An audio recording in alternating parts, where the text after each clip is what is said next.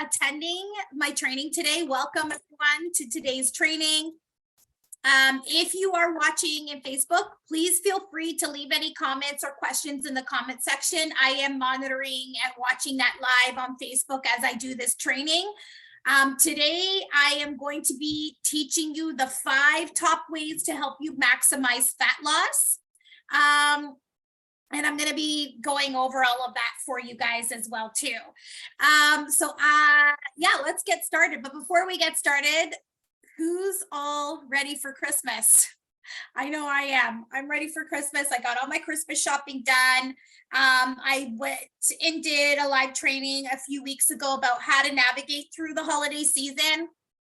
So if you guys want some tips on how to do that, just go into the group. So actually, I want to tell you guys something. I'm organizing all of this information and live trainings and all of that through in my Facebook group. So if you go to the guide section of my Facebook group, you will see that I have created all of these different guides in there. So you'll find live trainings, you will find live workouts, recipes, client interviews, client success stories.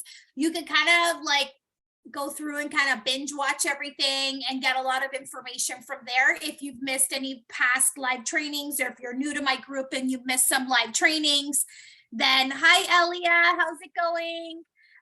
Then you can kind of go back and watch everything there. I was just asking if any of you guys are ready for Christmas. Pop it in the comment section. One thing I did do is I painted my nails kind of burgundy red for Christmas, and I'm normally not this color person for nail polish. I'm always the nude pink type of girl. So the nail salon that I went to, they were really shocked that I picked this color. I am always about the nudie pink colors. I don't know why. So they're like, oh, you're changing up your color this time. I'm like, yeah, I'm totally changing up my color. Hi, everyone that's watching live here today. So again, I'm going to go over this training. I'm going to talk to you guys about the 5 top ways to help maximize fat loss. So how many of you are here today because fat loss is something you are struggling with? Please type that in the comment section below. Yes, I'm struggling with it. No, I'm not struggling with it. Just pop that in the comment section. If you're watching live on Facebook, I've got my eye on you. So if you see me looking to the side, I'm looking at my phone, guys, because I'm monitoring any of your comments there. And just curious, for those of you that have struggled with fat loss, thanks, Elia, for commenting. For those of you that have struggled with fat loss, what kind of strategies have you used in the past to lose body fat? I'm just curious. Can you just pop it in the comment section? Like, what would you normally do, or what strategies would you normally do to try and lose weight or body fat? I call it fat loss because that's ultimately our goal, is to have a lower body fat percentage, and we want to make sure we're losing body fat. So just pop that in the comment section. Let me know what kind of strategies you have used before in the past. So today I'm going to go through the 5 top strategies that will help you along the your fat loss journey. And some of these things you can start implementing right away. So the number one thing that I recommend when it comes to fat loss that you do is eating more protein. Okay, so including lots of protein. Way to go, Elia. That's exactly right, is to eat lots of protein. So that is the number one thing that I recommend when it comes to fat loss. It's what I do with all my clients is I immediately, okay, Danielle, restrict calories and cardio. Okay, I'm glad that you brought that up. Because I'm going to be talking a little bit about that strategy today as well too. So including more protein-rich foods in your diet is a really effective way to reduce your appetite and burn more body fat. Okay, in fact, eating more high-quality protein will help you lower your body fat. A high-protein diet can help you preserve muscle mass and also boost your metabolism during weight loss. So Daniela, which is why it never works. So I'm going to give you another strategy today that will work a lot better. So what happens when we're eating a lot of protein is that first of all, as we age, if we're not strength training, we are losing muscle mass. Okay. The more muscle mass we lose as we age, the slower your metabolism becomes. So by eating more protein, if you're strength training, it'll help you build more lean muscle mass. But if you're not strength training, it'll also help you preserve the lean muscle mass that you have on your body. So upping your protein intake will also help you help increase feelings of fullness. So it'll keep you full. It will keep you satiated. So when we're eating more protein, and you feel full and you feel satiated, naturally, it will help you reduce calorie intake, which will also help aid in fat loss. Okay, so incorporating high protein foods with each meal will help amp up your protein intake. And you should all be aiming for about 1 gram of protein per 1 pound of body weight, unless you, or you can put it towards your goal weight. So for example, if you're 180 pounds, your goal weight is 160, then you could go towards 160 grams of protein per day. But you also have to take into account like how much protein you're currently eating as well too, and maybe slowly ramp that up. But some examples of some protein rich foods are chicken, turkey, Greek yogurt, cottage cheese, eggs, beef. You want to be going for not plant-based protein. Okay, plant-based protein is completely different than animal-based protein. And the reason why is that animal-based protein has all of the 9 essential amino acids that makes up a protein. So when you're getting protein from plant sources, it is not the same. Okay, you need to, if you're not vegan, or if you're not, if that's not the way that you're eating, then the protein source needs to come from animal. Yuck, plant-based. Yeah, it's not very tasty as well either. So for all of you that are members of my group, is like, I have my protein packed recipe book. It's free, completely free for all of my members in my group. I give it to you as soon as you join my group. And it has lots of great protein packed meals in there. So if you want to grab my recipe book, I would have sent you a message when you joined my group with the link to get my recipe book for free. If not, you could just send me a DM and I'll send you the link to get my protein packed recipe book. So eating more protein is associated with lowering overall fat. So increasing your protein intake will decrease your appetite, lower your intake, and help you preserve lean muscle mass. So one other thing that I want to point out to you is that protein cannot convert to fat. So that is why having a higher protein diet will help you lower body fat percentage with the combination of strength training. It'll also help you improve your body composition so that you have more lean muscle mass and a lower body fat percentage. So if you're looking to lose body fat, you need to consume more protein. And I'm telling you, I'm going to say like 95% of the women that come to me to work with me when I do a nutritional assessment with them, are not eating enough protein. So, and I know it can be tough at times to get your protein intake in. So that's why, they come to me to help, because I create and formulate a meal plan that will allow them to reach that protein intake for the day as well too. So the next thing when it comes to fat loss is you need to know, like, if you're trying to lose weight and body fat, you need to know how many calories you're consuming, and you need to track your calories. So whether it is like you work with someone with myself and I give you a meal plan and I know exactly how many calories you're consuming, and if you're not, you need to track your calories. So in order for you to lose body fat, you need to be in a calorie deficit. And what a calorie deficit means is that you're eating less calories than what your body requires to run all the processes in its body. So if you're eating less calories, you will be able to lose body fat. But a lot of times, when people want to lose weight, they're just winging it when it comes to, okay, I'm getting healthier. But because you're eating healthier does not necessarily mean you're still in a calorie deficit. You might be eating at maintenance calories or above maintenance calories. So that's why a lot of people might not see any fat loss. So it's really important that you track your calories in your food. So if you want to count your calories, there are several ways to go about it. All involve recording what you eat. And please remember, you need to also track your drinks that have calories. So if you're having a coffee with cream or milk or anything inside of it, like you got to track that as well too. If you're having any other drinks that have calories in it, you have to track that. Track your alcohol. Like I know some people don't even track their alcohol. Alcohol like is really high in calories. So you got to track that as well too. So I normally recommend MyFitnessPal or Chronometer to track your food. This will give you an indication of how many calories you're currently eating. You want to use a scale or measuring cups can be very beneficial in helping you measure your food portions more accurately, because again, if you're just winging it and eyeballing it, like, and you don't know, there is a huge difference in calories between 3 ounces or 4 ounces. So you got to kind of weigh that out.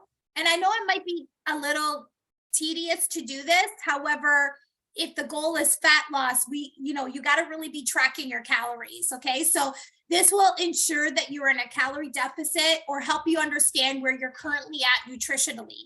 And if you are, the other thing I want to bring up though, is that if you are in a calorie deficit for a long period of time, like a year or 6 months, and you're not seeing any weight loss, it's because you become metabolically adapted. And what I mean by that is that your body, like the best way I can explain is that your body will adapt to the amount of calories that you're currently eating. So if you're eating 1,200 calories for about 6 or 12 months, that becomes, after a while, like people say they plateau, but what's happening is that your metabolism has become adapted. Your metabolism is adapting to the 1,200 calories per day. And then now that becomes your new baseline or your new maintenance.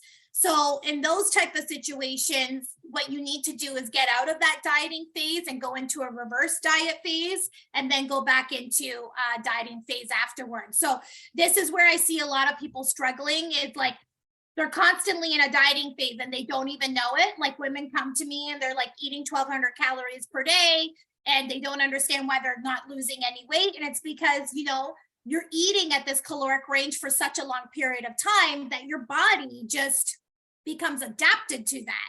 So then you need to go into a reverse diet. If you want some more information about that, I did a training about 4 ways to speed up your metabolism. I talk about reverse dieting in that training. You can go in the guide section of my Facebook group to do that, or just send me a message and I'll tag you in that live training that I did. So the third thing that you want to be doing, sorry guys, I got to take a sip of water. The third way to maximize fat loss is by doing strength training. So strength training is a type of exercise where your muscles contract against resistance, and it builds muscle mass and increases strength over time, and it involves lifting weights. Okay. There's tons of benefits that come with strength training, especially when it comes to fat loss. Strength training is the most effective way of reducing body fat than cardio exercise alone. Plus, resistance training helps preserve and build a fat-free mass, which increases the number of calories your body burns at rest. Because of resistance training increases your lean muscle mass, it boosts your resting metabolic rate compared to cardio, which has no effect on your metabolic rate. So let me explain this. Especially for yourself, Danielle, that used the restricting of calories and cardio to lose weight. Okay, so if you're using cardio alone to lose body fat, your body will become adapted to that. So it learns to burn less calories. It learns to be more efficient. And what it does is it actually pares down muscle mass. So it actually brings muscle mass down. So if you're using a lot of cardio and restricting your calories to lose body weight, if you lose, let's say you lose 15 pounds, 7.5 pounds is going to be body fat and 7.5 pounds will be muscle. So the body, just so you understand, it's not burning muscle, it's paring muscle down and it's adapting to that type of exercise. So it's making its calorie burning engine smaller so that it can match the amount of calories coming in. And that's what your body is always trying to do. It's trying to always match what's coming in. And that's what I mean by like your body's adapting. Okay. So your metabolism adapts and your body also adapts to the type of exercises that you're doing. Now, there is a form of exercise that does the exact opposite, which is strength training. So strength training although in an hour, you're not going to burn as many calories as you would running for an hour or riding a bike for an hour, but that doesn't matter. What matters is the adaptation that your body does with strength training. So while we're strength training, your body is sending the signal that it needs to build lean muscle mass, okay? And the side effect is you have a less efficient metabolism, and the metabolism burns more calories. So when you do strength training, you teach the body through adaptation to have a faster metabolism. So because we live in modern society where food is very accessible and very convenient, we don't have much on top of it. We would be very beneficial of having a fast metabolism as an asset, okay? So strength training speeds up the metabolism. So you can compare this to a money investment. You can try earning money, or you can take your money and invest it so that it's making money for you. And that is what it's like when you're building muscle. It's burning calories for you. So that means that you burn more calories during your workouts, but your body continues to burn calories even after your workout while your body gets back to while your body is building more muscle mass. So the problem is, especially for women, let me just check if you guys have any questions about that. We've been led down a very wrong path, especially if you're in my age group between the age of 40 to 60. The era that I grew up in, maybe even a little bit younger, that has taught us to restrict calories and do a lot of cardio. And what they've completely ignored is the adaptations that your body makes when you're choosing to do cardio or when you're choosing to do strength training. Women have really been lied to by the diet culture and the fitness industry by telling you to do lots of cardio and do low weights and high reps. Please do not be afraid of lifting weights. You are not going to bulge and have huge, massive muscle and look like a man. Like, I have been training for years, and let me tell you, you cannot look like a man when you train. And if you see women that look like that, they are taking things to look like that. What the byproduct will be of lifting weights is that you're going to look really toned and defined. You're going to speed up your metabolism, and through the process, when you send signals to your body to adapt, and when you're signaling to your body to build muscle and everything is good, you're getting enough sleep and your stress is not too high. It also does things like organizes your hormones. Okay. And so it helps when you're sending the signal to your body to build lean muscle mass. It also uses hormones to build those lean muscle mass, like testosterone, growth hormone. You become insensitive to insulin. And in women, you see a balance between estrogen and progesterone, and you also see cortisol balance happening better. And the best way to get a good hormone profile is to get your body to build muscle, because all of the hormone profiles that you need to build lean muscle are the youthful ones. So it goes into muscle building and you end up feeling a lot better. And I could say personally with myself, since I've lifted weight, I look a lot younger because of the weights that I've been lifting. Now, on the flip side, if you use cardio and calorie restriction as a way to lose body fat, your body pares down muscle mass, and it's also going to organize your hormones to do so as well too. So it'll lower your testosterone, it'll give you higher cortisol, and it imbalances estrogen and progesterone. So you see hormones organize itself this way as well too. So by the way your body starts to become more efficient with calories, it also learns to store more body fat better. So you actually start to store more body fat, when you're using cardio and calorie restriction as a way for fat loss. So if you approach this the wrong way, like we've been taught to do, doing lots of cardio and calorie restriction, you'll go down 10 pounds and cut your count. You go down 10 pounds and cut your calories, but then you plateau. And then you cut your calories even more and do more cardio. And then again, you're down to about 1,000 calories per day. And now you're at the weight that you want to be at, but you're running 6 days a week and eating 1,000 calories per day. And you simply just can't maintain or sustain that. And you're actually not very happy doing it that way as well, too. So now, if on the flip side, if you do strength training and fuel your body properly, the weight loss is a slower process because you're losing body fat and also gaining muscle, which by the way, if you lost 10 pounds of body fat and gained 10 pounds of muscle, you would be smaller. The scale would be exactly the same, but you're going to be a lot smaller because muscle takes up less space than body fat does, and you will be smaller in size.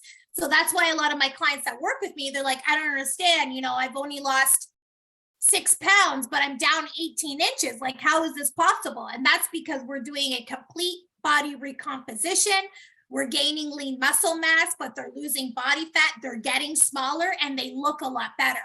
So if you do this the right way, your fat loss snowballs. And at the end of your weight loss journey, you're eating more calories than you would have started with. So it's a much easier to maintain than doing the cardio and restricting calories part, okay?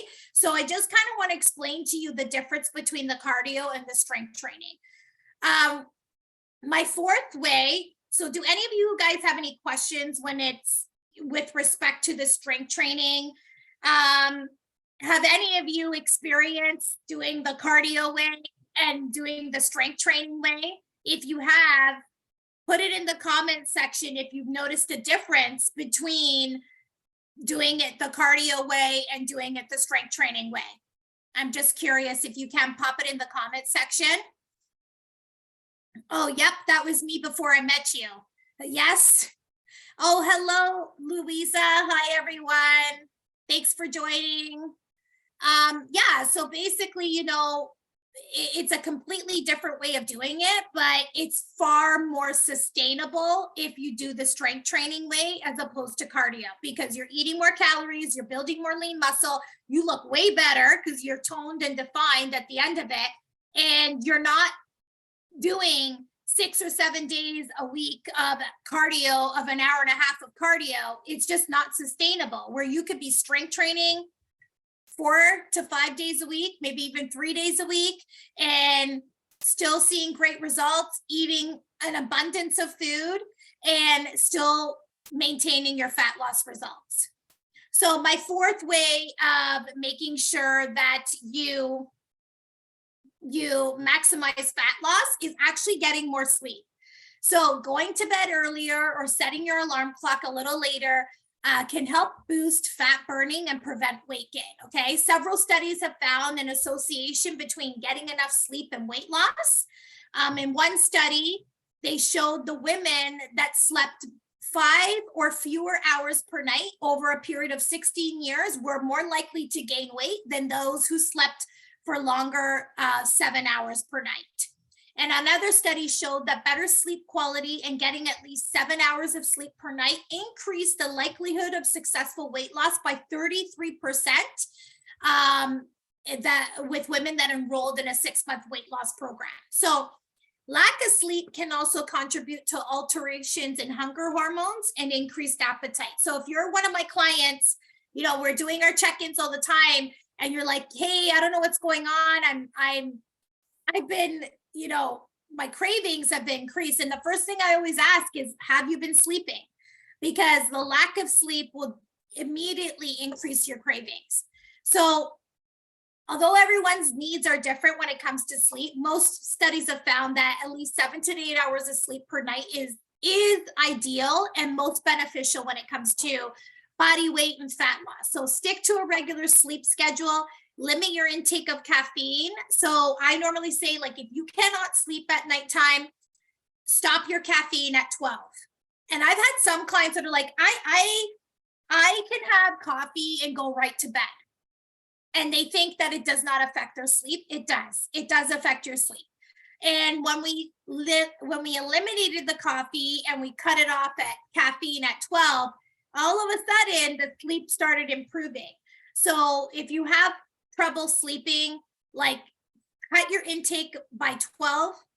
If you don't have trouble sleeping, then like the latest is like, I would say 3 or 4 o'clock in the afternoon, depending on your bedtime.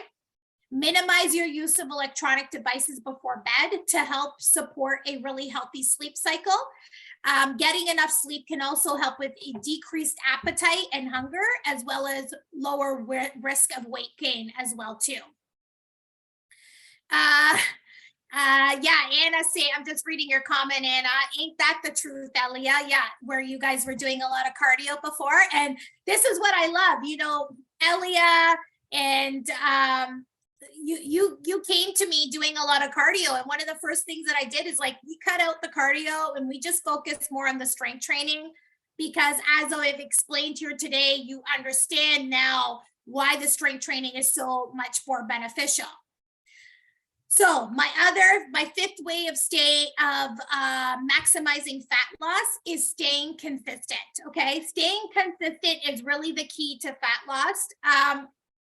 Out of all of you that are here that are watching today, how many of you have an all or nothing mentality? Like your day has to be perfect or you don't follow through at all? Mark it down in the comments section. Yeah. Yeah, Elia, you, Louisa, Lisa, and Anna all were cardio queens. Cardio queens. And now I gotta come up with another name for you guys, like the lifting babes or something like that. I gotta call you. Yes, cardio crazy ladies. That's what you guys were. And now they're lifting weights and they're seeing changes in their body, which is absolutely incredible. So let's go back to this. So we need to get away from this all or nothing mentality. The all or nothing approach does not serve you. And majority of people suffer from this mentality, and they'll start a diet or weight loss program and they're totally all in, and then they totally completely fall off the wagon. And with the holidays coming up, some people say, I'm going to start my weight loss in January. I'm going to start eating healthy after the holidays. And those are kind of examples of an all or nothing mentality, and it's self-sabotage. So when we look at your health, you want to make sure the way that you want to combat this is that you need to reframe the way that you think about your health and look at it as a long-term project that we must stay on top of all the time. And it's really just about the choices that you make every day. Like, do you do a workout? Are you going to eat protein with your meal? It's not, you know, if I don't do this, I'm going to wait to do it tomorrow and start all over again. It's really about all of those individual choices that you make. And just know that consistency is more important than perfection. So one of the other ways that can help you stay consistent is to have a plan. And I think that's why a lot of people are not consistent when it comes to their health and fitness or their nutrition, is because they don't have a plan moving forward. So I have my plan it, set it, go get it strategy. I ran a challenge like this back in October, but really what I suggest to stay consistent is you got to plan out your week. So have a plan when it comes to your workouts. Like, don't just go in winging it. Know what type of workouts you're going to do for the week. Have a plan in terms of nutrition, because it'll help you be consistent with it. And with my plan it, set it, go get it strategy, what I recommend is that you plan out your week over the weekend, like when you're going to do your workouts, when you're gonna like what you're going to eat, all your meals, plan it out for the week. And then I always recommend to set up your day for success the night before. So set up the next day by having all your food ready to go, get your gym clothes out, get your water bottles out, like set up your day for success, because this will help you stay more consistent, because it'll be easier for you to execute what you need to execute the next day. And the other way to stay consistent is to invest in yourself. You know, getting healthy is if getting healthy is a priority for you, invest to get help. so that you can stay motivated. Because if you're motivated to not waste money, investing for some aspect of your exercise and nutrition is a really great way to stay consistent. So, any questions so far, ladies?